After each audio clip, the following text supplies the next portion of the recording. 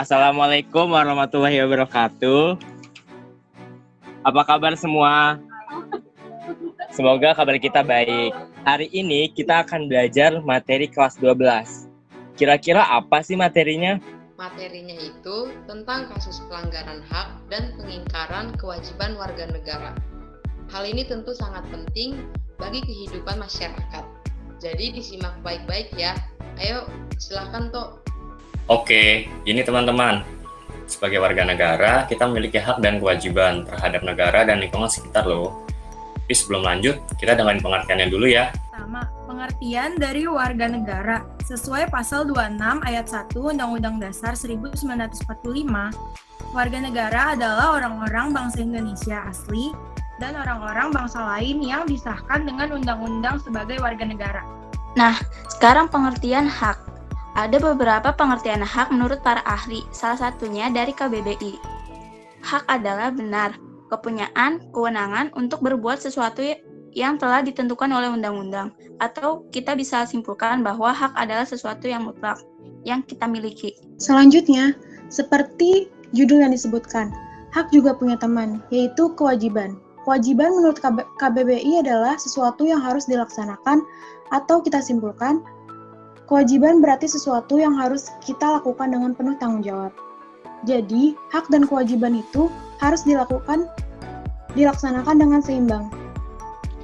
Oh, terus Rel, kalau misalnya ada warga negara yang tidak menjalankan hak dan kewajiban itu dengan seimbang atau selaras, maka apa yang akan terjadi? Tentu saja itu akan menjadi penyebab munculnya kasus-kasus pelanggaran atau pengingkaran, kehidupan jadi tidak nyaman, tidak damai, dan banyak kerugian lainnya.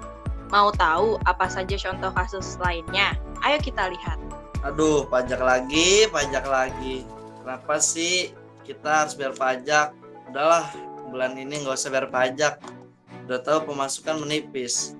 Gus, jangan gitu. Itu namanya kamu melakukan pengingkaran kewajiban.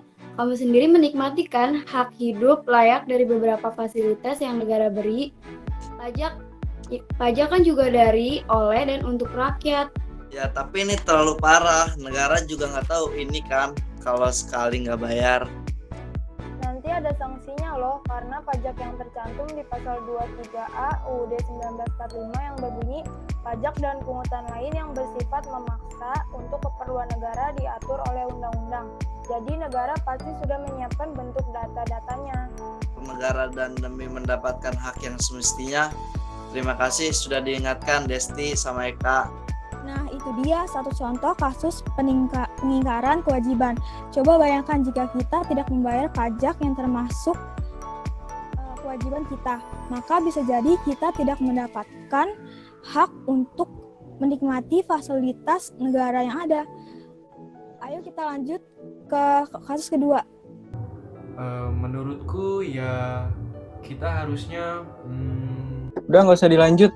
Pendapat yang tadi tuh udah yang paling benar. Blor, jangan dipotong. Gandhi punya hak untuk menyampaikan pendapat sesuai hati nurani dan pikirannya. Memang kamu mau pendapatmu juga tidak didengarkan? Saja melakukan kasus pelanggaran hak, karena hak itu tercantum dalam pasal 23 ayat 2 UU nomor 39 yang bunyinya, setiap orang bebas untuk mempunyai, mengeluarkan, dan menyebarluaskan pendapat sesuai hati nuraninya. Oh begitu. Baiklah. Gandhi, saya minta maaf ya. Silakan dilanjutkan pendapatnya. Nah, itu dia kasus pelanggaran hak yang sempat terjadi sama saya. Semoga kita semua tidak seperti itu ya. Jika ingin mendapatkan hak yang sesuai, maka kita juga harus menghargai hak orang lain. Ditutup, kita mau berbagi tips nih agar tidak terjadi pelanggaran hak atau pengingkaran kewajiban. Sebetulnya, tips yang mau kita bagikan ini mudah, tapi memang penerapannya sulit karena bergantung dengan sikap dan perilaku seseorang. Silakan Vin, beritahu bagaimana caranya. Jadi, yang harus kita lakukan untuk menghindar dan terhindar dari kasus pelanggaran atau pengingkaran hak dan kewajiban, itu adalah kita harus menanamkan rasa toleransi. Jika menghargai satu sama lain, taat aturan atau hukum, dan yang terpenting sebagai pelajar adalah saling mengingatkan pada sesama, baik berupa nasihat ataupun edukasi. agar kehidupan masyarakat bisa terasa nyaman, aman, damai, dan sejahtera. Wah, berakhir sudah nih pembelajaran kita hari ini. Terima kasih teman-teman yang sudah menyampaikan ilmunya. Semoga termasuk warga yang dapat menerapkan hak dan kewajibannya ya. Sampai jumpa. Assalamualaikum warahmatullahi wabarakatuh.